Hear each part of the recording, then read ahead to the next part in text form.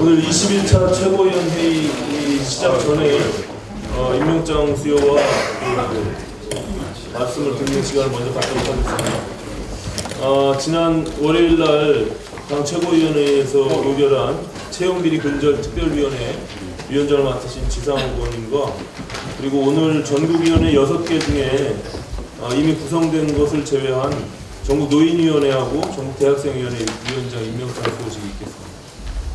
먼저 채용비리 근절 특별위원회의 지상욱 의원님 임명장 수여와 함께 말씀 듣는 시간을 들어주겠습니다. 네, 임명장. 국회의원 지상욱 위사람을 바른미래당 채용비리 근절 특별위원회 위원장으로 임명한 2018년 10월 22일 바른미래당 대표 손학규.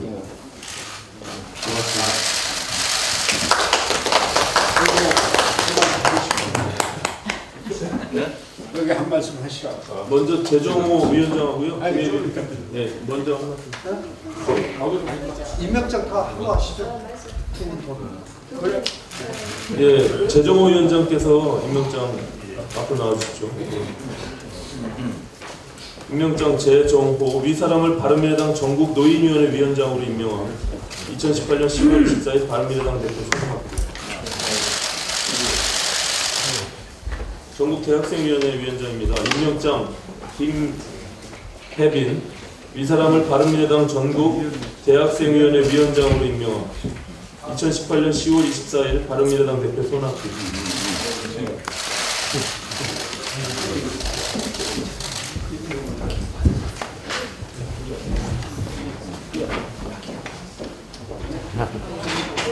한마디 해야 되는데? 혜빈 저쪽으로 저쪽으로 이동 좀. 자, 우리 공기업 채용 비리와 인적 고용 세습으로 해외 논란이 계속 확산이 되고 있습니다. 지난 월요일 임명한 채용비리 근절 특별위원회 위원장이신 지상욱 오랜만에 뵙겠습니다. 고용세습 신입처 채용 비리는 문재인 정부와 민노총이 합작한 국정농단입니다. 최악의 역대급 적폐입니다. 심지어는 일자리가 없어서 고통받는 청년들과 실업자들에 대한 테러 행위라고 생각합니다. 적폐 청산을 하겠다고 국민의 선택을 받은 이 정권이 더 큰 적폐를 행하면 이미 정권의 정통성을 상실한 것입니다. 기회는 불평등했고 과정은 불공정했으며 결과는 정의롭지도 않았고 심지어 부패 그 자체였습니다. 이는 헌법 정신도 파괴하는 것입니다. 문재인 대통령은 본인이 약속했던 그 3가지 중 하나라도 지켜진 것이 있는지 이제는 스스로 국민께 답해야 합니다. 한 번 물으면 놓지 않는 지상욱 정신으로 하나도 남김없이 끝까지 파헤쳐서 악의 뿌리를 뽑아내겠습니다. 국정조사 추진은 물론 특유의 고발 창구를 24시간 무기한 가동할 것입니다. 평등하고 공정하며 정의로운 세상을 원하는 모든 국민 여러분의 관심과 참여 그리고 적극적인 고발을 부탁드립니다. 이것은 저 혼자 할 수 있는 일이 아닙니다. 당의 총력을 함께 해주시고 또 각 상임위별로 간사위원들을 중심으로 함께 모든 노력을 같이 해주시기를 부탁드립니다. 이상입니다.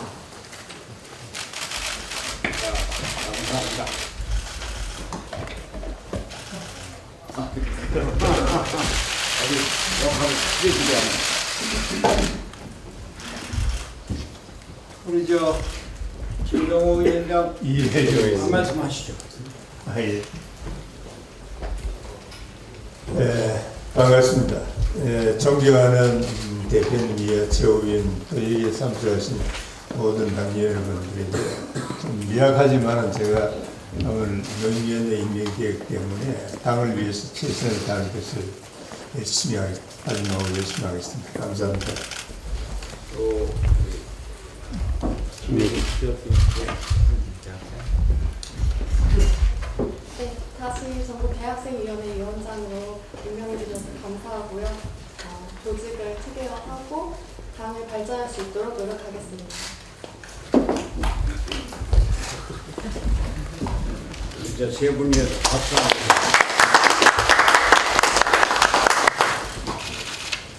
그러면은 제21차 최고위원회 회의를 소개합니다. 국정감사가 11일째를 맞이하고 있습니다. 지난 11차 국감에서 우리 당은 복지위원회를 중심으로 국민연금의 최근 5년간 과오 납금이 4,980억 원에 이른 점 등을 지적하면서 정부와 공공기관의 무책임한 정책을 고발했습니다. 또한 국방위에서는 예술, 체육인 병역 특례제도의 한계를 지적하고 전면적인 재검토를 촉구했습니다. 행안위에서는 제천 화재 참사 사건의 진상조사 과정에 유족과 도민이 참여하는 진상조사단을 구성할 것을 제안하여 여야의 공감대를 이끌어냈습니다. 특히 문체위 소속 이동섭 의원께서는 대표적인 최첨단 산업인 게임 산업에 대하여 대통령 직속 4차 산업혁명위원회가 무관심한 점을 지적하여 장경규 위원장으로부터 게임 산업 육성 의지를 확인받는 등 4차 산업혁명을 선도하는 바른미래당의 모습을 국민에게 각인시켜 주셨습니다.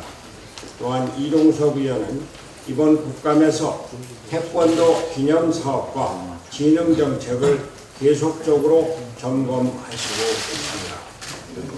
오늘 11차 국정감사 1일 우수위원으로 선정되신 이동섭 의원님 말씀 드리겠습니다. 네, 오랜만에 최고위원회 참석했습니다. 이동섭 의원입니다. 저는 20대 국회에서도 유일하게 체육 전문성을 가지고 있는 국회의원을 참여하고 있습니다. 이 전문성을 바탕으로 대한 체육의 문제점을 많이 지적하고 또 스포츠계 비리들을 많이 지적해서 올바르게 갈 수 있도록 선도하는 역할을 했습니다. 가장 좀 포인트는 전혀 체육 전문성이 없는 아모레퍼시픽 서경배 회장을 청와대 실장이 구축해서 IOC 위원으로 추천했습니다. 그래서 IOC 총회에서 떨어졌습니다.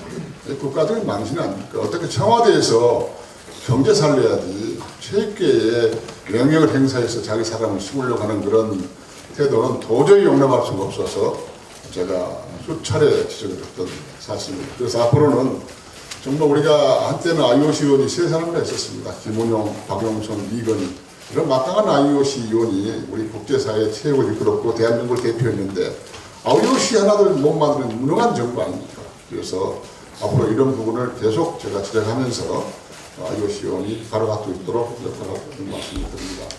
그리고 또 이규영 체육회장한테 e스포츠는 제4차 산업혁명의 동력이고 선구자입니다. 이걸 제대로 하지 않아서 지금 우리가 종주국인데 이번에 아시안게임까지 갔는데 중국에 추월당하고 있습니다. 미국에 추월당하고 있습니다. 이런 것들은 너무나 무능한 이 체육 지도자들을 지적을 해서 이게 앞으로 잘 갈 수 있도록 선도할 수 있도록 역할을 하겠다는 말씀을 드립니다. 그리고 또 저는 유일하게 태권도 공인 구단의 스포츠맨입니다. 그래서 제가 지난 3월 30일 날 국회의원 225명의 공동 발의로 대한민국 국기는 태권도다 법률적으로 제정했습니다. 그리고 그 시행이 바로 10월 18일 날 시행해서 그날 제가 국감장에 제가 태권도 공인 구단의 예복을 입고 나와서 대한민국 국기가 앞으로 국민들이 사랑해주고 또 1억 5천만 명이나 되는 세계 태권도인들에게 한 방을 주기 위해서 퍼포먼스를 했던 일이 있습니다. 앞으로도 국정감사에서 계속 우리 체육계가 바라갈 수 있도록 그런 역할을 하겠다는 말씀을 드립니다.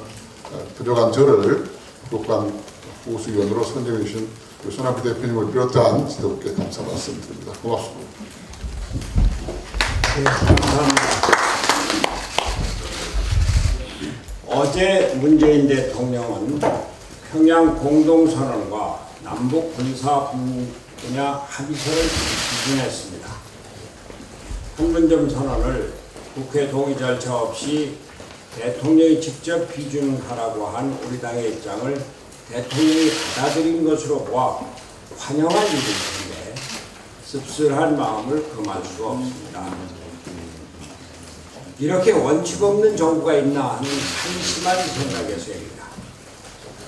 정부는 남북 합의에 국회 비준 동의가 필요하다고 하면 끝까지 야당을 설득하든지 아니면 비준 동의 요구를 철회하고 독자적 비준을 하는 떳떳함을 보이든지 했어야 했습니다.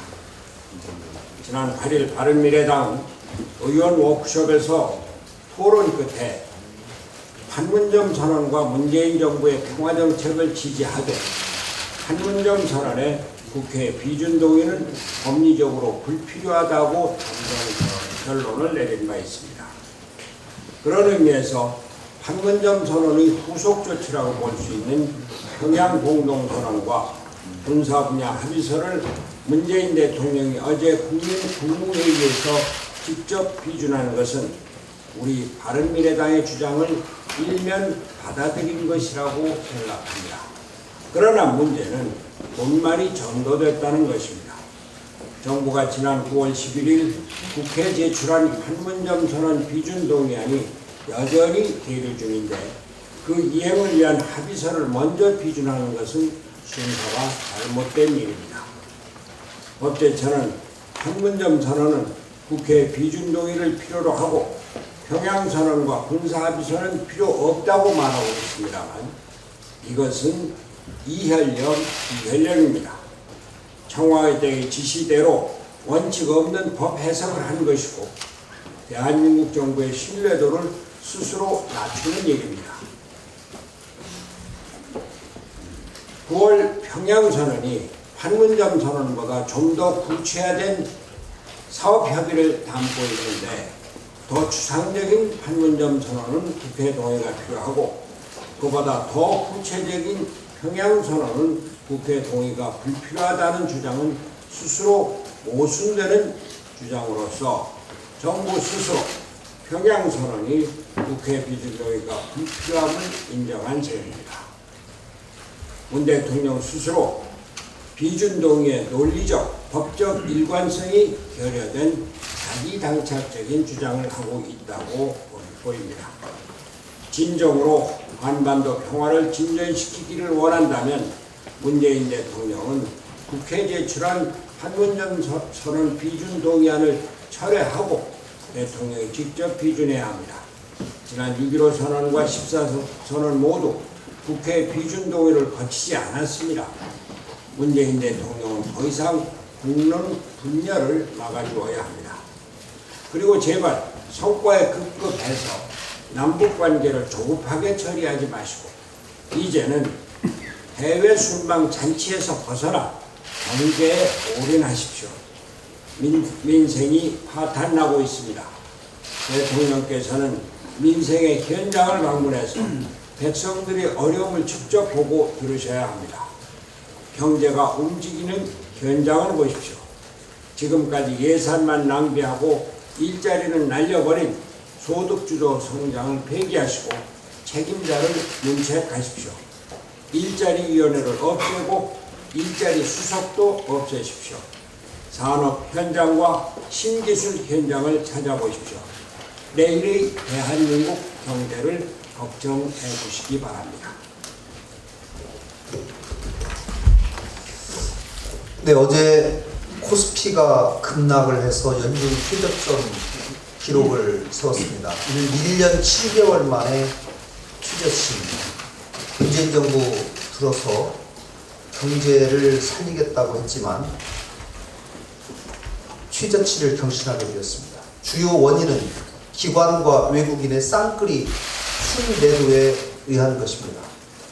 증권가에서는 현재 국내 증시가 기업들 실적보다 심리적 요인에 더 큰 영향을 받고 있다고 분석하고 있습니다. 이는 우리 경제의 현실적인 심각함에 더해서 어두운 미래가 예상되고 있기 때문입니다. 실제로 IMF는 올해 우리 경제 성장률을 2.8%로 내다봤고 내년은 이보다 더 낮은 2.6%로 전망한 바 있습니다. 수개월째 계속되고 있는 고용 쇼크와 제조업 경기 하락 및 국내 투자 저조라는 현실 지표가 종합된 결과입니다. 정부의 잘못된 경제 정책과 안이한 인식을 다시 한번 지적합니다. 오죽하면 국책연구기관인 KDI조차 고용 대란의 원인이 노동 수요 축소 때문이고 이는 최저임금 인상, 근로시간 단축 등이 초래했다고 지적했겠습니까? 이처럼 우리 경제는 현실 지표와 시그널 지표 모두 최악을 향해 가고 있습니다. 정부는 이를 심각하게 받아들여야 합니다. 주식도 마찬가지지만 경제의 펀드멘털을 다시 한번 되돌아봐야 합니다. 우리 경제의 만성적이고 구조적인 모순을 풀어야 합니다. 소득 주도 성장이라는 잘못된 경제 정책을 전면 수정하고 사회 각 부문에서 강력한 구조 개혁으로 경제의 체력을 다시 키워야 합니다. 내년도 최저임금 인상률이 최저임금위원회에서 10.9%로 이미 결정된 바 있고 시행 시기가 현행 최저임금법에 의하면 1월 1일로 예정되어 있습니다. 지난번 손학규 당대표님의 지시로 내년도 최저임금 인상률 시행 시기에 관한 당내 검토를 거쳤습니다. 기본적으로 사회적 합의를 존중하되 그 시행 시기를 연기하는 방법에 대해서 다음 주 의원총회를 통해서 바른미래당의 입장을 정리하고 추진해 나가겠습니다. 이상입니다. 네, 저도 두 가지만 말씀을 드리겠습니다. 우선 전원책, 한국당 전원책 변호사에게 경고합니다. 전원책 변호사는 보수 대통합이 아니라 보수 대공멸의 주범이 될 수 있음을 경고합니다.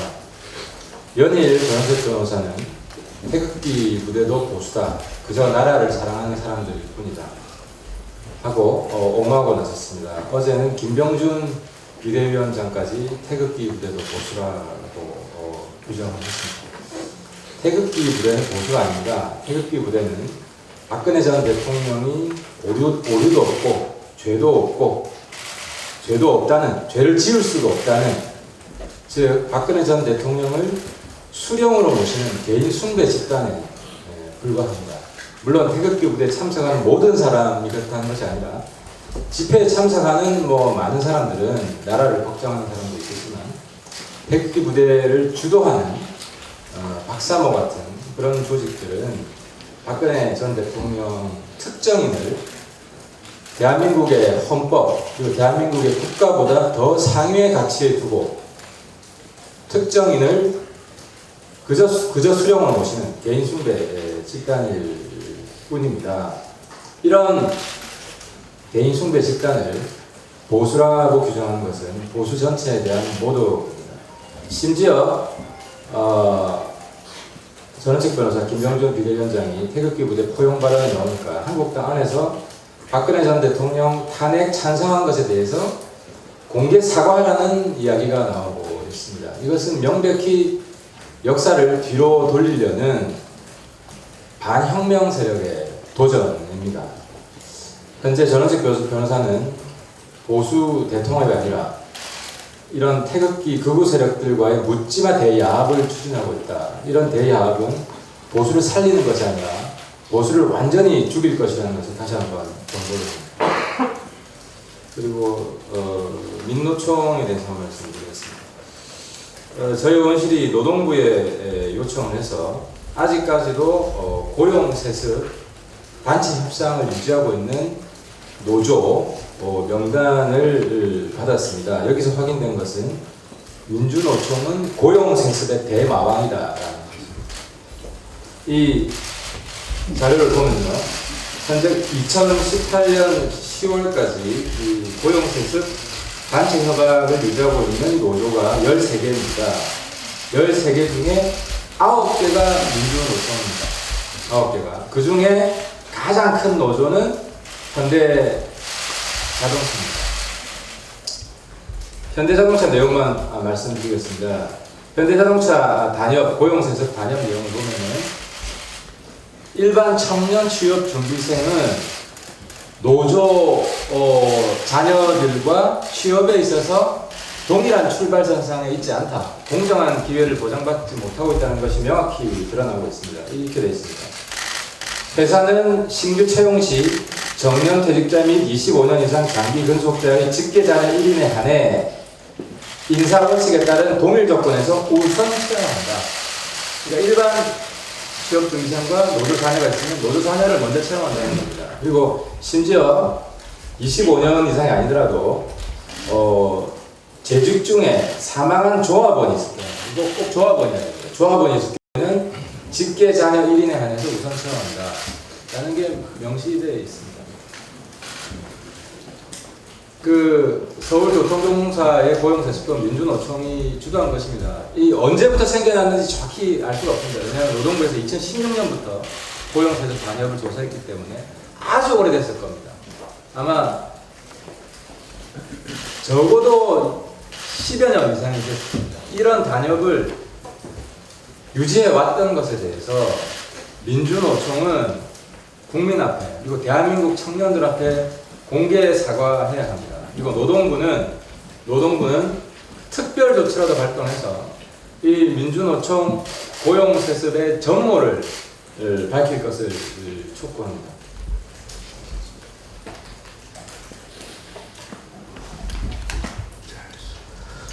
네, 최근에 문재인 정부의 검열과 언론 통제가 전방위적으로 시작되고 있습니다. 최근 통일부 장관이 정부적 판단으로 언론사 기자를 블랙리스트에 올리는 것도 모자라서 이제는 글로벌 기업인 구글에도 사실상 협박을 가하고 있습니다. 최근 민주당의 가짜뉴스 대책특위에서 자의적인 판단으로 가짜뉴스 콘텐츠 목록을 보내서 유튜브 콘텐츠에 대한 삭제를 종용한 바가 있습니다. 그런데 구글은 단 한 건도 삭제할 수 없다면서 이를 거부했습니다.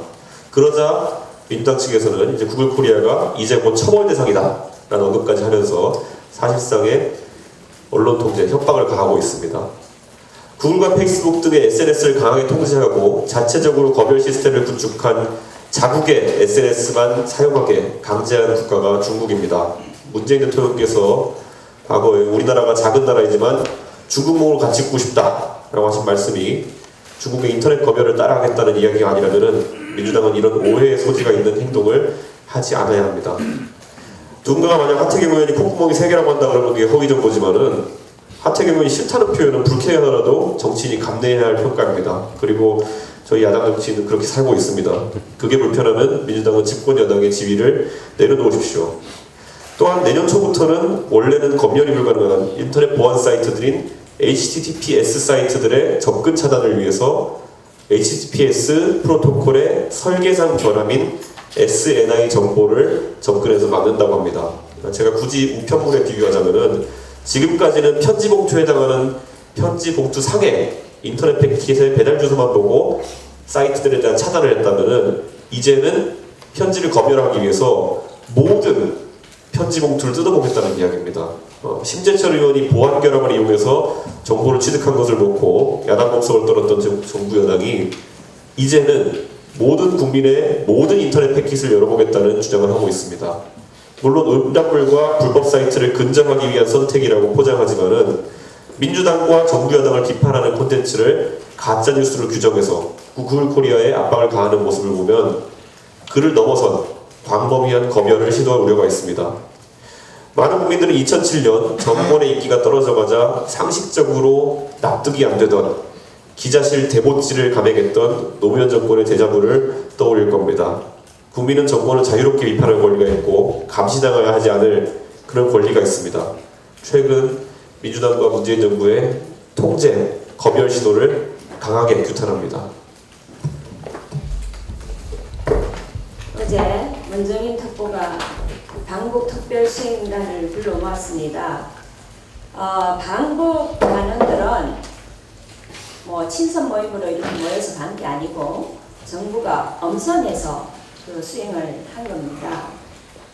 특히 대기업 총수들은 자발적으로 간 게 아니고 북한이 모시고 오라고 해서 같이 간 겁니다.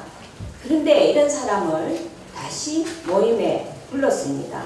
그 저희가 정말 의심이 됩니다.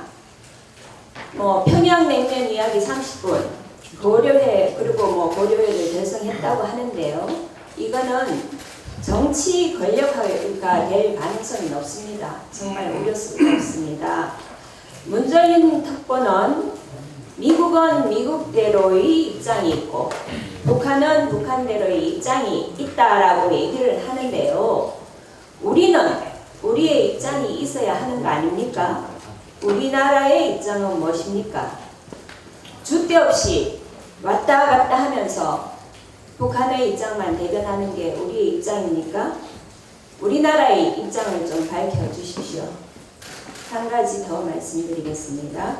서울시 교육청이 만 9세에서 18세 학교 밖 청소년에게 매월 20만 원씩 연 240만 원을 지급하겠다고 합니다. 서울시 교육청은 이 돈이 뭐 교재 구입비, 온라인 학습비, 또 중식비, 교통비 등이라고 하는데요. 이것을 아이들에게 현금으로 지급한다고 합니다. 이게 말이 맞지가 않지 않습니까? 돈의 사용처는 정하지만 현금으로 주고 사용한 것을 따지지 않겠다. 그럼 왜 사용처를 정합니까? 만 9세이면 월 20만 원, 연 240만 원에 대한 개념도 제대로 없는 나이입니다. 이 돈이 경계선에 있는 아이들을 학교 밖으로 더 불러내는 부작용이 있을 수도 있다는 것에 대해서 고려해 보셨는지, 이 돈이 학교 밖 아이들을 그대로 안주시켜 버리지는 않는 건지, 이 돈이 지방에 있는 학교 밖 아이들을 무작정 서울로 오게 만드는 건 아닌지 다시 한번 생각해 보기 바랍니다. 포퓰리즘 정책이라는 비난이 나오자 조희영 교육감은 일단 현금으로 시작하지만 카드로 바뀔 수 있다고 했습니다. 그렇다면 처음부터 카드나 바우처로 시작하십시오. 왜 아이들을 시험에 들게 합니까? 그리고 이 정책에 앞서 조희영 교육감은 왜 매년 5만 명 이상의 학생들이 학교를 떠나고 있는지 살펴봐야 합니다. 청소년들을 제도권 내에서 제대로 교육을 받을 수 있게 만들어주는 것이 교육감의 진정한 역할입니다. 이상입니다. 한 번 더 없으십니까? 제가 한 가지 좀 말씀드리겠습니다. 그 정치연수원 원장을 이성권 전 17대 국회의원이면서 바른미래당의 부산시장 후보였고, 바른미래당의 부산시당 공동위원장을 지낸 분, 고배 대한민국 총영사를 지낸 분을 임명을 했습니다. 이분이 오늘 일본 출장이라 다음 주에 와서 인사를 드리겠습니다. 이성권 전 의원이십니다. 다른 말씀이 없으면 회의를 비공개로 진행하겠습니다.